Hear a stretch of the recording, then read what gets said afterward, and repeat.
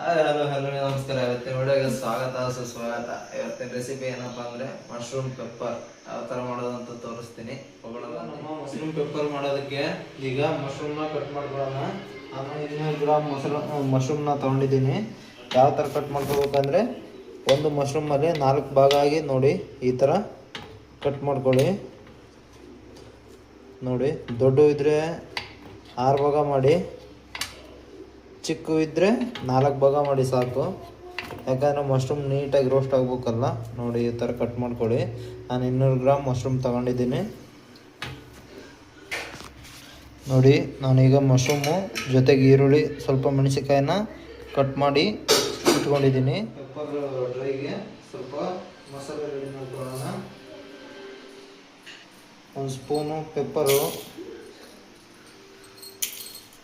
ಒಂದು ಅರ್ಧ ಸ್ಪೂನು ಜೀರಿಗೆ, ಒಂದು ಅರ್ಧ ಸ್ಪೂನು ಸೋಂಪು, ಇವು 3 ಪೌಡ್ರ್ ಮಾಡ್ಕೊಳ್ಳೋಣ.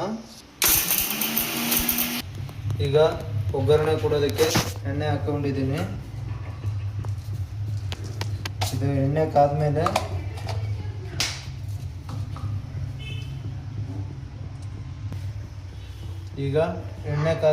ಇದಕ್ಕೆ ಸ್ವಲ್ಪ ಸಾಸಿವೆ ಹಾಕ್ತೀನಿ.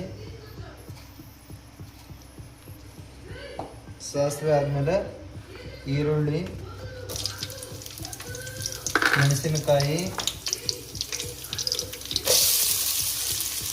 ಇವನ್ನ ಹಾಕಿ ನೀಟಾಗಿ ಅಲ್ಲಾಡ್ಸೋಣ. ನೋಡಿ ಈ ಥರ ಎಲ್ಲ ಫ್ರೈ ಆದಾಗ ನಾವು ಮಶ್ರೂಮ್ನ ಹಾಕೊಳ್ಳೋಣ. ಮಶ್ರೂಮ್ನ ಹಾಕಿ ನೀಟಾಗಿ ಮಿಕ್ಸ್ ಮಾಡ್ಕೊಳ್ಳೋಣ. ಈಗ ಇದಕ್ಕೆ ಸ್ವಲ್ಪ ಉಪ್ಪು ಸೇರಿಸೋಣ. ರುಚಿಗೆ ಎಷ್ಟು ಬೇಕಷ್ಟು ನೋಡಿ. ಸ್ವಲ್ಪ ಉಪ್ಪು, ಸ್ವಲ್ಪ ಅರಿಶಿನ ಆ್ಯಡ್ ಮಾಡೋಣ.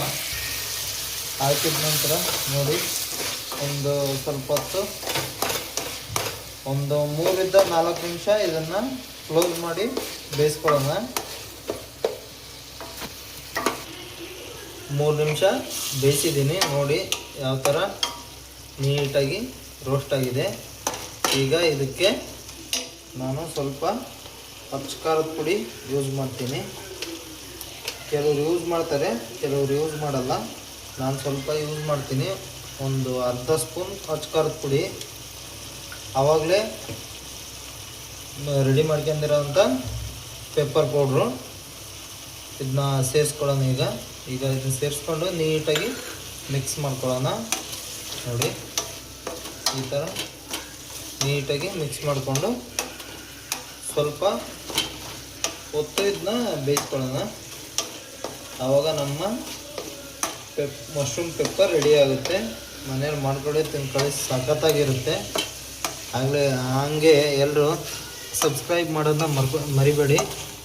ನೋಡಿ ಯಾವ ಥರ ಬಂದಿದೆ ನಮ್ಮ ಮಶ್ರೂಮ್ ಪೆಪ್ಪರು. ಸಖತ್ತ ಟೇಸ್ಟ್ ಇರುತ್ತೆ. ಮನೇಲಿ ಮಾಡ್ಕೊಂಡು ತಿನ್ನಿ. ನೀವು ಒಂದ್ಸರಿ ಟ್ರೈ ಮಾಡಿ, ಹೇಗಿದೆ ಅಂತ ಕಮೆಂಟ್ ಮಾಡಿ. ವಾವ್, ನೋಡಿ ಎಷ್ಟು ಚೆನ್ನಾಗಿ ಬಂದಿದೆ. ತುಂಬ ಚೆನ್ನಾಗಿ ಕಾಣ್ತಾ ಇದೆ. ತುಂಬ ಸ್ಪೈಸಿ ಆಗಿದೆ. ನೀವು ಮನೇಲಿ ಟ್ರೈ ಮಾಡಿ, ಹಾಗೇ ಶೇರ್ ಮಾಡಿ ಮತ್ತು ಸಬ್ಸ್ಕ್ರೈಬ್ ಮಾಡಿ.